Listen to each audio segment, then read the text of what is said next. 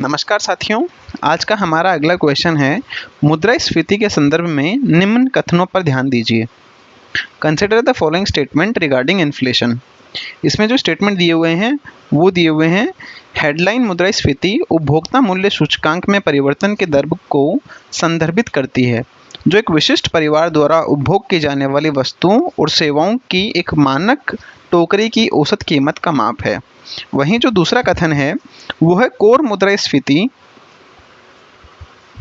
उपभोक्ता मूल्य सूचकांक से अस्थिर मूल्य वाली कुछ वस्तुओं जैसे खाद्य और ईंधन को बाहर करने के बाद औसत उपभोक्ता कीमतों में बदलाव को मापती है।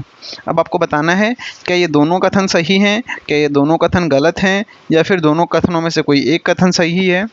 अगर आप इस क्वेश्चन का सही आंसर जानते हैं तो हमें कमेंट सेक्शन में ज़रूर बताएं।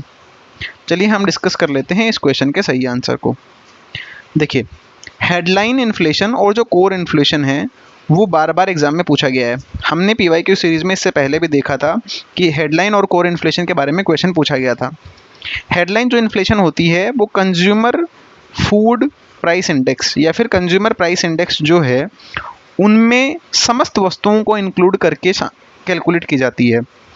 वहीं जो दूसरी तरफ कोर इन्फ्लेशन है उसमें जो वॉलेटाइल वस्तुएं हैं, वॉलेटाइल यानी जिनकी कीमतें बार बार चेंज होती हैं, जैसे कि खाद्य पदार्थ, फूड और फ्यूल आइटम जैसे कि पेट्रोल वगैरह, उनकी कीमतों को शामिल नहीं किया जाता है।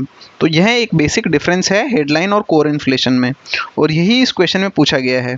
इसमें ये बताया गया है हेडलाइन इन्फ्लेशन में समस्त वस्तुओं को शामिल किया जाता है, वहीं कोर इन्फ्लेशन में बताया गया है कि खाद्य एवं ईंधन को छोड़कर बाकी समस्त वस्तुओं को शामिल किया गया है। तो ये दोनों ही स्टेटमेंट सही हैं, यानी कि ऑप्शन नंबर सेकंड इस क्वेश्चन का करेक्ट आंसर है। बार बार हेडलाइन और कोर इन्फ्लेशन पूछी गई है, आपको हेडलाइन और कोर इन्फ्लेशन को अच्छे से याद करना है। इन दोनों के बीच में जो डिफरेंस है उसको भी हमेशा याद करके रखना है। थैंक यू, मिलते हैं नेक्स्ट क्वेश्चन के साथ।